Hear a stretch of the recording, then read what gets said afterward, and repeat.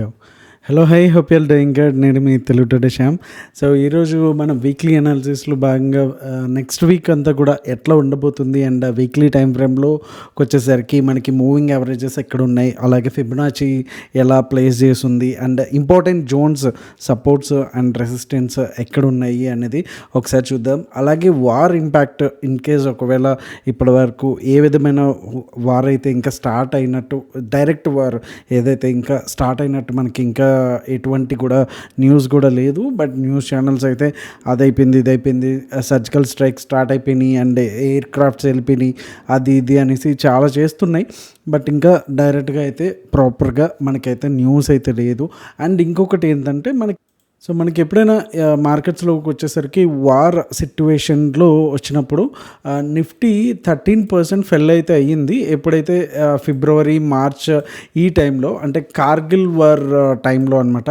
And తర్వాత వచ్చేసి Nifty rallied. So once ఆ వార్ కన్ఫర్మ్ అయ్యి స్టార్ట్ అయిన తర్వాత మనకి 41% అయితే మనకి ర్యాలీ అయితే రావడం జరిగింది. అండ్ తర్వాత వార్ అయిపోయిన తర్వాత కూడా కంప్లీట్గా ఒక రేంజ్లో నిఫ్టీ అనేది వెళ్ళడం కూడా జరిగింది. అండ్ ఇలాంటి సిచ్యువేషన్స్ చూసుకుంటే కనుక ఓవరాల్గా చూసుకుంటే కనుక ఎస్ఎన్పి పర్ఫార్మెన్స్ ఇది. సో మనం చూసుకుంటే కనుక రీసెంట్ టైంలో కూడా మనకి ఏదైతే ఉక్రెయిన్ రష్యా వార్ ఏదైతే ఉందో, ఓకే, ఆ వార్ ఇంకా కన్ఫర్మ్ అవునప్పుడు మనకి మార్కెట్స్ అన్నీ డౌన్ అయినాయి. సో వన్స్ మార్కెట్ స్టార్ట్ అవ్వగానే ఇంకా పైకి అయితే వెళ్ళిపోయినాయి. సో ఇప్పుడు మనం అయితే ఈ కండిషన్లో ఉన్నాము, ఇంకా వార్ వస్తుందా రాదా అనేసి. సో రాకూడదని అనుకుంటున్నాము డెఫినెట్గా.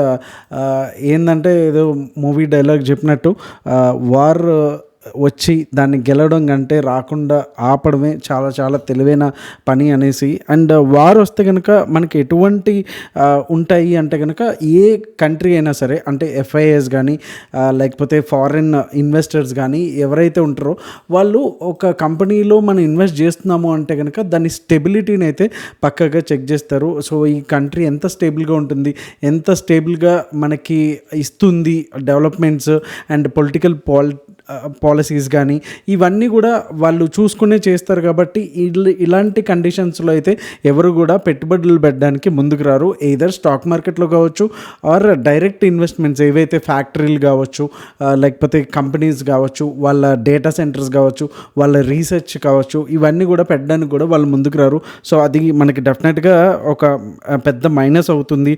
అండ్ ఏవైతే ఇంపోర్ట్ అండ్ ఎక్స్పోర్ట్ బిజినెస్ కావచ్చు, ఫారెక్స్ రిజర్వ్స్ కావచ్చు, ఏవైతే ప్రీవియస్గా మనకి ఈ రోడ్స్ వేయడానికి వీటికి ఇంత బడ్జెట్ కేటాయిస్తున్నాము, లేకపోతే పలానా డెవలప్మెంట్ కానీ ఇన్ని వేల కోట్లు ఇన్ని వందల కోట్లని కేటాయించారో ఆ బడ్జెట్స్ని వీటికి తరలించాల్సి వస్తుంది. ఆర్మీ రిక్వైర్మెంట్స్ కావచ్చు, వాళ్ళకి యుద్ధానికి అయ్యేటటువంటి ఫండింగ్ మొత్తం కూడా ఇక్కడ నుంచి చేయాలి. కాబట్టి సో అది మనకి అవుతుంది. అండ్ ఇన్ఫ్లేషన్ అంటే ఎసెన్షియల్స్ ఏవైతే ఉన్నాయో మనం రోజువారీ తినే వస్తువులు కావచ్చు, అవన్నీ కూడా రేట్లు పెరగడం అనేది కూడా మనం చూస్తాము. అండ్ ఇది స్టార్ట్ చేయడం అనేది ఎవరైనా స్టార్ట్ చేస్తారు, బట్ ఎండింగ్ అనేది ఎక్కడి వరకు వెళ్తుంది అనేది ఎవరు చెప్పలేరు. సో రీసెంట్గా మనం ఇప్పుడు ఆల్మోస్ట్ ఇది చూస్తున్నాము, రష్యా ఉక్రెయిన్ వార్ ఏదైతే ఉందో కావచ్చు, ఇరాన్ ఇజ్రాయెల్ కావచ్చు, ఇవన్నీ కూడా అవి ఏళ్ల తరబడి కంటిన్యూ అవుతూనే ఉంటాయి. సో ఇలాంటి పరిస్థితుల్లో మన ఇండియాలో ఉన్నటువంటి ఈ వార్ వస్తే కనుక డెఫినెట్గా ఏదైతే మేధో సంపత్తి ఉందో, అంటే కొంచెం తెలివైన వాళ్ళు ఎవరైతే కొంత స్టాండర్డ్గా ఒక స్టెబిలిటీ కావాలనుకునే వాళ్ళు కూడా దేశాన్ని వదిలిపెట్టే ప్రమాదం కూడా ఉంది. కాబట్టి డెఫినెట్గా ఆల్రెడీ మనకి ఇండియన్ గవర్నమెంట్ వచ్చేసి ఏవైతే ఈ సింధు జలాలను అయితే ఆపడం జరిగింది. అండ్ ఇక్కడ మనం ఇంకొక ముఖ్యమైన అంశం చూసుకుంటే కనుక అన్నీ కూడా పాకిస్తాన్కి వెళ్ళే అన్నీ కూడా కంప్లీట్గా ఈ కాశ్మీర్ నుంచి వెళ్తున్నాయి. ఇవన్నీ కూడా మన కంట్రోల్లో ఉన్నాయి. ఇది చాలా బ్రిలియంట్ స్టెప్ అని చెప్పొచ్చు. ఎక్కడికక్కడ ఈ వీటిని కనుక ఆపేస్తే డెఫినెట్గా అది చాలా వరకు ఇంపాక్ట్ పడుతుంది వాళ్ళ మీద. అండ్ వాళ్ళు కూడా సో ఆ ప్రెషర్ వచ్చి అంటే ఇక్కడ ఉన్న వాళ్ళని సఫర్ చేయాలి అని అయితే ఇండియా అనుకుంటుంది అని అయితే నేను అనుకోను డెఫినెట్గా. సో అది అట్లీస్ట్ ఆ సఫర్లోంచి అయినా సరే ఇంకా మనం ఈ ఉగ్రవాదులను పెంచి పోషించకూడదు అనేటటువంటి ఒక మోటో వస్తే కనుక డెఫినెట్గా పాకిస్తాన్కి మనకి కూడా మంచి సంబంధాలు ఉంటాయి. అండ్ ఆ దేశం కూడా మంచిగా డెవలప్ అవ్వాలి అన్ని రకాలుగా, అండ్ ఇండియాతో కూడా పోటీ పడాలి అనేసి మనస్ఫూర్తిగా కోరుకుంటున్నాను. ఇలాంటి యుద్ధం రాకూడదు అనేసి. సో ఇదైతే చాలా పెద్ద బ్రిలియంట్ స్టెప్ అని చెప్పొచ్చు. సో ఇలాంటి వేస్ ఏవైతే ఉన్నాయో అవి చూసుకుంటే Indian government better rather then direct war కంటే కూడా డెఫినెట్గా పాకిస్తాన్ కన్నా మనకి చాలా డెఫినెట్గా ఉన్నాయి. But at the same time so అలా కాకుండా ఏదైతే ఈ ఉగ్రవాదం అనేది కంప్లీట్గా తుడిచిపోతుంది అనుకుంటే కనుక మనం కూడా ఎటువంటి సిచ్యువేషన్ కన్నా ప్రిపేర్ అవ్వాలి. స్టాక్ మార్కెట్ పడిపోవచ్చు, క్రాష్ అవ్వచ్చు, డెఫినెట్గా దానికి మనం ప్రిపేర్ అవ్వాలి. అలాగే ఎసెన్షియల్ థింగ్స్ కావచ్చు, ఇన్ఫ్లేషన్ కావచ్చు, దాని యుద్ధానంతర పరిణామాలకు అన్నిటికీ కూడా మనం కూడా సిద్ధంగా ఉండాలి. ఫ్యూచర్ జనరేషన్స్ అనేవి కాశ్మీర్లో ప్రశాంతంగా తిరగాలన్నా సరే డెఫినెట్గా మనం కూడా ప్రిపేర్ అవ్వాలి అనేసి అనుకుందాము.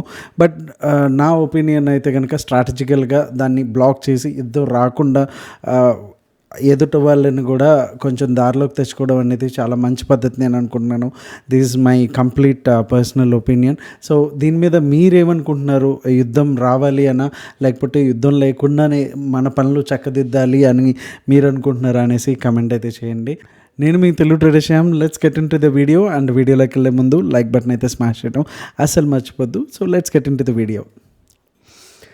సో ఇక్కడ మనం చూసుకుంటే కనుక ఫిబొనాచీలో వేస్తే ఏది డైలీ టైం ఫ్రేమ్లో ఓకే మనకి ఇంపార్టెంట్ సపోర్ట్ జోన్ ఏదైతే ఉందో 0.236లో ఉంది. మనం గమనిస్తే కనుక ప్రీవియస్గా కూడా మనకి ఒక సప్లై జోన్ అనేది, అంటే ఇక్కడ నుంచి కూడా కొంచెం ఎక్స్టెండ్ చేసుకుంటే కనుక ఈ ఏరియా నుంచి కొంత సప్లై అనేది మనకి రీసెంట్ 3 times మనకు వచ్చింది. అండ్ తర్వాత ఎప్పుడైతే రీసెంట్ హైలో ఏదైతే వి షేప్ రికవరీలో వెళ్ళిపోయిందో బాగా రికవరీ అయితే అయిపోయింది. అండ్ ఇక్కడికి వచ్చేసరికి మనకి 23,750 లెవెల్స్ అయితే మనకు ఉన్నాయి. సో ఇప్పుడు మనకి SGX నిఫ్టీ అయితే ఆల్మోస్ట్ 200 పాయింట్స్ అయితే అప్లో ఉంది. 200 పాయింట్స్ అంటే అరౌండ్ ఈ ఏరియాలో ఉంది. ఓకే 250 వరకు ఈ ఏరియాలో ఉందన్నమాట. సో ఇన్ కేస్ ఒకవేళ మనకి 200 పాయింట్స్ కాకపోయినా 150 పాయింట్స్ వచ్చినా సరే ఎట్లుంటుంది అనేది మనకి లోయర్ టైం ఫ్రేమ్లో అయితే తెలుస్తుంది. అండ్ ఒకసారి బ్యాంక్ నిఫ్టీ చూసుకుంటే కనుక ఎగ్జాక్ట్గా మనకి 0.236 అలాగే ప్రీవియస్గా ఉన్నటువంటి జోన్ దగ్గర నుంచి, అంటే మనం ఇక్కడ ట్రెండ్ లైన్ వేయట్లేదు, కంప్లీట్గా ఒక జోన్ చూసుకుంటే కనుక 54,000 వరకు మేజర్ సపోర్ట్ అయితే ఉంది. సో ఇక్కడ నుంచి ఒక 600 పాయింట్స్ అయితే ఫాలో అవ్వాలి. అక్కడ నుంచి మళ్ళీ సపోర్ట్ తీసుకుంటుందా లేకపోతే కంప్లీట్గా డౌన్ అవుతుందా అనేది మనం చూసుకోవచ్చు. అండ్ ఇది వచ్చేసి కంప్లీట్గా డైలీ టైం ఫ్రేమ్లో మనకు ఉన్నటువంటి సపోర్ట్స్. సో సపోర్ట్స్ వచ్చి చాలా దగ్గరగానే ఉన్నాయి. అఫ్కోర్స్ నిన్న ఏదైతే ఫ్రైడే లో ఉందో దానికి దగ్గరగానే ఉంది 54,000. మనం చూడొచ్చు ఇక్కడ లో ఎంత ఉంది అనేసి 54,176 వరకు అయితే మనకు వచ్చింది. ఇక మూవింగ్ యావరేజెస్ పరంగా చూసుకుంటే కనుక వీక్లీ టైం ఫ్రేమ్లో ఉన్నాం మనం ఇక్కడ చూడొచ్చు. సో ఇక్కడికి వచ్చేసరికి బ్యాంక్ నిఫ్టీ అరౌండ్ 50,948 దగ్గరలో ఉంది. సో అట్లీస్ట్ ఇక్కడ మొమెంటం బట్టి మనకి అరౌండ్ 52,000లో చాలా పెద్ద సపోర్ట్ అయితే కనిపిస్తూ ఉంది. తర్వాత వచ్చి 48,000 అండ్ 43,000లో వచ్చేసి 200 అయితే కనిపిస్తుంది. ఓవరాల్గా చెప్పాలంటే చాలా వరకు గ్యాప్ అయితే ఉంది. ఇక్కడ ఇమీడియట్ సపోర్ట్స్ అయితే ఏం లేవు, ఎందుకంటే చాలా 90 degrees రేంజ్లో బ్యాంక్ నిఫ్టీ అయితే మనకి రికవరీ చూసాం. సో డైలీ టైం ఫ్రేమ్లో అయితే ఇవేవి కూడా దగ్గరికి రావు. మేబీ వస్తే 20 మూవింగ్ యావరేజ్ ఒకటి దగ్గర రావడానికి ఛాన్స్ ఉంది.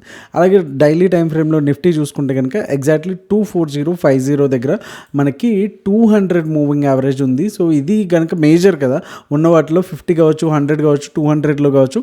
200 వచ్చేసి చాలా పెద్ద మేజర్ థింగ్గా ఉంటుంది. సో వన్స్ ఇది బ్రేక్ అయ్యింది అనుకుంటే కనుక 23,400 వరకు మనకి రావడానికి ఛాన్స్ ఉంది. అంటే ఇంకొక 600 పాయింట్స్ అండ్ తర్వాత 23,000. సో ఇక్కడ నుంచి ఒక 1000 పాయింట్స్ మ్యాక్సిమం పడడానికి మంచి సపోర్ట్స్ అయితే 1000 వరకు అయితే మనకు ఉన్నాయి. సో ఓవరాల్గా ఇప్పుడు వ్యూ చూసుకుంటే డిఫరెంట్గా ఉంది. బట్ మండే వరకు కూడా చాలా టైం ఉంది కాబట్టి విత్ ఇన్ ఫ్యూ అవర్స్లో కూడా మెనీ థింగ్స్ కెన్ హ్యాపెన్. ఈ అన్సర్టనిటీ ఏదైతే వార్ ఉందో మనం ఇవన్నీ కూడా ముందుగానే ప్రిపేర్ అయితే బెటర్. అలాగే వీక్లీ టైం ఫ్రేమ్లో చూసుకుంటే కనుక మనకి ఎగ్జాక్ట్గా 50 మూవింగ్ యావరేజ్ దగ్గరనే ఎగ్జాక్ట్గా ఉంది. సో కింద మనకి చూసుకుంటే కనుక 100 మూవింగ్ యావరేజ్ 22,265 చాలా తేడా అయితే ఉంది మనకి. సో ఇన్ కేస్ ఒకవేళ మనకి డౌన్ఫాల్ స్టార్ట్ అయింది అనుకుంటే కనుక ఇన్వెస్టర్స్ ఎవరైతే ఉన్నారో వీక్లీ టైం ఫ్రేమ్లో ఓకే ఈ ఏరియా అంటే 100 మూవింగ్ యావరేజ్ అండ్ 200 మూవింగ్ యావరేజ్లో మనం ఇక్కడ మంచి ఇన్వెస్ట్మెంట్స్ ఏవైతే మంచి స్టాక్స్ ఉన్నాయో ఇన్ కేస్ వస్తే కనుక ఓకే ఆ ఏరియాకు వస్తే కనుక, లేకపోతే ఇంక ఇది కంటిన్యూ అవుతూనే ఉంటుంది ఇట్లనే. సో ఇన్ కేస్ ఆ సిచ్యువేషన్ వస్తే కనుక మనం ఇన్వెస్ట్మెంట్ చేసుకోవడానికి ఈ లెవెల్స్ని మనం కన్సిడర్ చేస్తే సరిపోతుంది. ఇంకా నిఫ్టీలో డైలీ టైం ఫ్రేమ్లో మంచి సాలిడ్గా రెడ్ క్యాండిల్ అయితే పడింది. అండ్ మనకి ఇక్కడ ఇమీడియట్గా మంచి సపోర్ట్స్ అయితే ఉన్నాయి. ఇక్కడ 24,250 అంటే ఒక 250 పాయింట్స్ పైకి వెళ్తే కనుక మనకి మంచి సపోర్ట్స్ అనేవి రెసిస్టెన్స్ అనేది ఉంది. సో ఇది కూడా బ్రేక్ చేస్తే కనుక డెఫినెట్గా మళ్ళీ 24,400 వరకు వెళ్ళడానికి ఛాన్స్ ఉంది. అండ్ ఈ క్యాండిల్ వచ్చేసి చాలా పెద్ద క్యాండిల్ ఉంది, రేంజ్ అయితే చాలా పెద్ద రేంజ్ అయితే ఉంది. మనకి ఇమీడియట్గా ఇక్కడ కూడా సపోర్ట్స్ అయితే కనిపిస్తూ ఉన్నాయి 23,800 వరకు కూడా. సో అంటే ఒక 400 పాయింట్స్ రేంజ్ అయితే మనకి అప్ అండ్ డౌన్లో కనిపిస్తూ ఉంది. సో ఎయిదర్ వేస్లో ఒక 400 పాయింట్స్ కిందకి రావాలి, లేకపోతే కనుక ఒక 200 పాయింట్స్ పైకి వెళ్తే పెద్ద మూమెంటం అనేది చూడడానికి జరుగుతుంది. లేదు అనుకుంటే ఈ వార్ కండిషన్స్ కానీ ఇవన్నీ అన్సర్టనిటీస్ పోయేంత వరకు కూడా మనకి చాలా వాలటిలిటీ అనేది ఉంటుంది. సో యాజ్ అ ట్రేడర్గా, డే ట్రేడర్గా సో ఈ వాలటిలిటీని మనకి అనుకూలంగా మార్చుకొని మనం ట్రేడ్ చేసుకుంటూ ఉంటే సరిపోతుంది చిన్న చిన్న టార్గెట్స్తోనే. అండ్ బ్యాంక్ నిఫ్టీలో చూసుకుంటే కనుక ఏదైతే ప్రీవియస్గా మనకు ఉన్నటువంటి డిమాండ్ జోన్ ఏదైతే ఉందో దాన్ని అయితే సపోర్ట్ అయితే తీసుకుని పైకి అయితే వచ్చింది. సో ఇమీడియట్గా నెక్స్ట్ 54,664 ఉంది. సో ఇమీడియట్గా ఒక 200 to 300 పాయింట్స్ రేంజ్లో మనకి 55,000 ఉంది. సో ఏదైతే ఇప్పుడు SGXలో కనిపిస్తున్న ట్రెండ్స్ ఏదైతే ఉన్నాయో కంటిన్యూ అయినాయి అంటే 55,000 అయింది అంటే కనుక మనకి అప్ సైడ్గా వెళ్ళడానికి అవకాశం అయితే ఉంటుంది. అండ్ డౌన్ సైడ్ ఏదైతే డే లో, ప్రీవియస్ డే లో కావచ్చు ఆర్ ప్రీవియస్ వీక్ లో కూడా ఇదే ఉంటుంది ఆల్మోస్ట్. సో ఈ లో బ్రేక్ అయితే కనుక మనకి అగైన్ మళ్ళీ డౌన్ఫాల్ అయితే చూడడానికి అయితే ఛాన్సెస్ అయితే ఉంటాయి. And Fibonacci and moving averages కూడా ఆల్రెడీ చూస్తాం కాబట్టి ఒకసారి ఇంట్రాడేలో మనకి buying zones, selling zones and no trade zones ఏవైతే ఉన్నాయో చూద్దాం. బిఫోర్ దట్ ఒకసారి ఎకనామిక్ క్యాలెండర్కి అయితే వెళ్ళిపోదాం. సో ఎకనామిక్ క్యాలెండర్స్కి వస్తే కనుక మనకి May 5th వచ్చేసి కొన్ని హాలిడేస్ అయితే ఉన్నాయి. దాన్ని అయితే మనం పట్టించుకోకలేదు, ఎక్కువ చైనా, జపాన్, కొరియా మార్కెట్స్కి అయితే ఉన్నాయి. అండ్ తర్వాత ISM నాన్ మ్యానుఫ్యాక్చరింగ్ ఉంది. ఇది కూడా అంత పెద్దగా దాని మీద ఇంపాక్ట్ అయితే ఏం పడదు, పెద్దగా నెంబర్స్ ఏమైనా చేంజ్ అవుతాయినా తప్ప. అండ్ ట్యూస్డే వచ్చేసి హాలిడే, సో ఇది కూడా మనం పట్టించుకోకలేదు. ఓన్లీ వెడ్నెస్డే ఏదైతే ఉందో May 7th fed rate interest decision అనేది ఉంది యూఎస్లో. సో ఈ రోజు ఒకరోజు కొంచెం చూసుకోవాలి. అండ్ తర్వాత హాలిడేస్ పెద్దగా ఏం లేదు. ఓన్లీ వెడ్నెస్డే మాత్రం ఒకటే ఫెడ్ ఇంట్రెస్ట్ రేట్ డెసిషన్ ఏదైతే ఉందో ఆ రోజు BTST కానీ స్టాక్స్ కానీ క్యారీ చేసేవాళ్ళు అదొక్కటి చూసుకుంటే సరిపోతుంది. సో ఒకసారి నిఫ్టీ ఇంట్రాడే పర్స్పెక్టివ్లో మనం ఒకసారి చూసేద్దాం. సో నిఫ్టీలోకి వచ్చేసరికి ఇన్ కేస్ ఒకవేళ 110 అంటే 24,110 ఈ ఏరియాలో మనం చూడొచ్చు ఎట్లా బిహేవ్ చేసింది ప్రైస్ యాక్షన్ అని. అలాగే డౌన్ సైడ్ కూడా మనకి ఇక్కడ నుంచి చాలా బాగా సపోర్ట్ అయితే తీసుకుంటా ఉంది. సో 110లో కనుక గ్యాప్ అప్ అయితే కనుక మనకి నెక్స్ట్ టార్గెట్ వచ్చి 24,202, అలాగే సెకండ్ టార్గెట్ వచ్చి 24,278, అలాగే థర్డ్ టార్గెట్ వచ్చి 24,353గా అయితే ఉంది. అండ్ డౌన్ సైడ్ వచ్చి 23,900 చాలా ఇంపార్టెంట్ లెవెల్ అనమాట ఇది. సో ఇది కూడా బ్రేక్ అయితే కనుక 23,816 and second target 23,696 and third target వచ్చి 23,605గా మనకి టార్గెట్స్కి అయితే కనిపిస్తున్నాయి. సో బ్యాంక్ నిఫ్టీలోకి వచ్చేసరికి ఈ ఏరియా ఎట్లా ఉంది అనేది మనం చూడొచ్చు, ప్రైస్ యాక్షన్ ఎట్లా బిహేవ్ చేసింది అనేసి. సో 54,805 అండ్ 54,405 కూడా కంప్లీట్గా no trade zones. And 54,804 break అయితే కనుక 54,978 first target and second target వచ్చి 55,196 అండ్ థర్డ్ టార్గెట్ వచ్చి 55,415గా ఉంది. అండ్ 54,405 కూడా బ్రేక్ అయితే కనుక 54,186 అండ్ సెకండ్ టార్గెట్ వచ్చి 54,000 అండ్ థర్డ్ టార్గెట్ వచ్చి 53,683గా అయితే మనకి కనిపిస్తూ ఉన్నాయి. అండ్ సెన్సెక్స్ ఒకసారి చూసేద్దాం. సెన్సెక్స్ చూసే ముందు మనకి ట్రేడ్ హౌస్లో ఇప్పటి వరకు పర్ఫార్మెన్స్ ఎట్లా ఉంది అనేది మనం చూసుకుంటే కనుక ఫస్ట్ ఏప్రిల్ నుంచి ఇవి పర్ఫార్మెన్స్ ఓవరాల్గా. సో ఓవరాల్గా కంటిన్యూస్గా అన్ని ట్రేడ్స్ కూడా లాస్ అయ్యింది అంటే ఏం లేదు. ఇక్కడ కూడా ఈవెన్ మనం పాయింట్స్ వైజ్గా చూసుకుంటే కనుక అరౌండ్ 30 పాయింట్స్ న్యూట్రల్ డే అని చెప్పొచ్చు. అండ్ 2 days అయితే కంప్లీట్గా న్యూట్రల్ డేస్ అయితే వచ్చినాయి. 2 trades చిన్న టార్గెట్స్ అండ్ కంప్లీట్గా రేంజ్ బౌండ్లో ఉంటాయి కదా, సో 100% అయితే కష్టము. అండ్ థర్స్డే వరకే ఈ డేటా అయితే అప్డేట్ అయింది, ఫ్రైడేది అయితే ఇంకా అప్డేట్ అయితే చేయలేదు. సో ఓవరాల్గా పాయింట్స్ ఇక్కడ మనం చూడొచ్చు 3724 పాయింట్స్ అయితే ఇప్పటివరకు అయితే మనకు వచ్చాయి. అండ్ ఫ్రైడే కూడా మనం చూసారు స్క్రీన్ షాట్స్ ఎట్లా ఉన్నాయి అండ్ ఎంత వరకు అనేసి ఈజీగా 300 పాయింట్స్ దాంట్లో వేసుకున్నా సరే అరౌండ్ 4000 అయితే మనకి ఈ ఏప్రిల్లో ఇంకా కంప్లీట్ అయిపోతుంది లాస్ట్ వీక్. సో ఏప్రిల్లో ఇంతవరకు అయితే మనకు వచ్చినాయి. అండ్ ఏదైతే ఇంకా కమింగ్ అప్ డేస్లో 3-4 డేస్ ఉంది కాబట్టి ఇంకా పర్ఫార్మెన్స్ అయితే తర్వాత నెక్స్ట్ వీక్ అయితే కంప్లీట్గా మొత్తం ఏప్రిల్లో ఎంత వచ్చినాయి సోల్ అనేసి మనం డిస్కస్ చేసుకోవచ్చు. అండ్ మీరు కూడా ట్రేడర్స్ షోలో భాగం అవుదాం అనుకుంటుంటే ఈ ఫ్యామిలీతో పాటు మీరు కూడా మీ ప్రాఫిటబుల్ జర్నీని స్టార్ట్ చేద్దాం అనుకుంటే కనుక మీకు స్క్రీన్ మీద కనిపిస్తున్నట్టు May 25 అనేసి కూపన్ కోడ్ అయితే అప్లై చేయండి. అండ్ దీంతో మీకు 20% ఫ్లాట్ అయితే డిస్కౌంట్ అయితే వస్తుంది. అండ్ మండే నుంచి మళ్ళీ అగైన్ సో చాలా వొలటిలిటీ ఉండేలా ఉంది కాబట్టి డెఫినెట్గా దాన్ని అయితే యూటిలైజ్ అయితే చేసుకోండి. అండ్ ఒక్కసారి సెన్సెక్స్ అయితే చూసేద్దాము. సెన్సెక్స్లోకి వచ్చేసరికి ఈ లెవెల్స్ ఏవైతే 79,360 అలాగే డౌన్ సైడ్ వచ్చేసి 78,980 అలాగే ఈ ఏరియాస్లో కూడా ప్రైస్ యాక్షన్ ఎట్లా బిహేవ్ చేస్తుందో చూడొచ్చు. ఇది వచ్చేసి కంప్లీట్గా scalping or no trading zone. In case ఒకవేళ గ్యాప్ అప్ అయితే కనుక 79,360 కూడా బ్రేక్ అయితే 79,578 ఫస్ట్ టార్గెట్ అలాగే సెకండ్ టార్గెట్ వచ్చి 79,828 అండ్ థర్డ్ టార్గెట్ వచ్చేసి థర్డ్ టార్గెట్ వచ్చి 80,272 గైప్ అయితే మనకున్నాయి. అండ్ డౌన్ సైడ్ వచ్చి 78,980. ఇన్ కేస్ గ్యాప్ డౌన్ అయితే కనుక ఇమీడియట్గా అయితే షార్ట్ అయితే చేయొద్దు. ఇక్కడ నుంచి బౌన్స్ అవ్వడానికి అయితే చాలా వరకు అవకాశాలు అయితే ఉన్నాయి. 78,980 దగ్గర కూడా బ్రేక్ అయ్యింది అనుకుంటే కనుక మనకి ఫస్ట్ టార్గెట్ 78,754 అలాగే సెకండ్ టార్గెట్ వచ్చి 78,512 అండ్ థర్డ్ టార్గెట్ వచ్చి 78,253గా అయితే ఉన్నాయి. అండ్ ఓవరాల్గా ఇప్పుడు ఏదైతే టెక్నికల్స్ కంటే కూడా ఖచ్చితంగా మనకి న్యూస్ మీద ఇంపాక్ట్ అయితే ఉంటుంది. ఒక చిన్న మిసైల్ ఇటు నుంచి అటు వెళ్ళినా అటు నుంచి ఇటు వచ్చినా సరే డెఫినెట్గా ఆ ఎఫెక్ట్ అయితే మనకు బాగా ఉంటుంది. అందుకని కంపల్సరీ మీరు ట్రేడ్ ఎంట్రీ పెట్టంగానే మీరు చేయవలసిన పని ఏంటంటే ఎస్ఎల్ కూడా ప్లేస్ చేసేయడమే. Okay, no matter what if it is 20 points కావచ్చు 200 పాయింట్స్ కావచ్చు ఆర్ఎల్స్ 500 పాయింట్స్ కావచ్చు ఏదైనా సరే ఎస్ఎల్ మాత్రం పెట్టకుండా వర్క్ అయితే చేయొద్దు. అండ్ ఇంకొకటి ఏదైతే మనం లెవెల్స్ క్లియర్గా ఉంటామో మనం ఎప్పుడు కూడా చెప్తా ఉంటామో సో ఈ ఏరియాకి వస్తే ఓకే ఇక్కడ నుంచి మనకు ఒక క్యాండిల్ కూర్చుంటేనే మనం లాంగ్ వెళ్తాము, ఇక్కడ నుంచి ఒక క్యాండిల్ కూర్చుంటేనే మనం షార్ట్ అయితే వెళ్తాము. ఇలా ఒక క్లియర్ కట్ క్లారిటీ ఉందనుకోండి మీరు న్యూస్ కూడా వినాల్సిన పని లేదు, న్యూస్ని కూడా పట్టించుకోవాల్సిన పని లేదు, ఓన్లీ ఫోకస్ ఆన్ లెవెల్స్.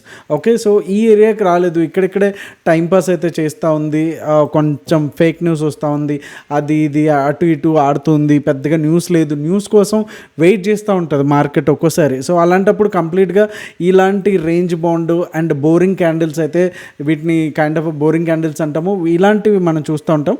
ఇలాంటివి వచ్చినప్పుడు కంప్లీట్గా ట్రేడింగ్ అయితే అవాయిడ్ చేసేసి ఎప్పుడైతే బ్రేక్అవుట్ వస్తుందో ఇలాంటి మొమెంటం వాటిని పట్టుకోవడానికి అయితే ట్రై చేయండి. So that's all for today. మీ ట్రేడింగ్ ఫ్రెండ్స్ అందరికీ షేర్ చేయడం అయితే అస్సలు మర్చిపోద్దు. Thank you so much. మీ తెలుగు ట్రేడర్ శ్యామ్. జై హింద్ అండ్ జై భారత్.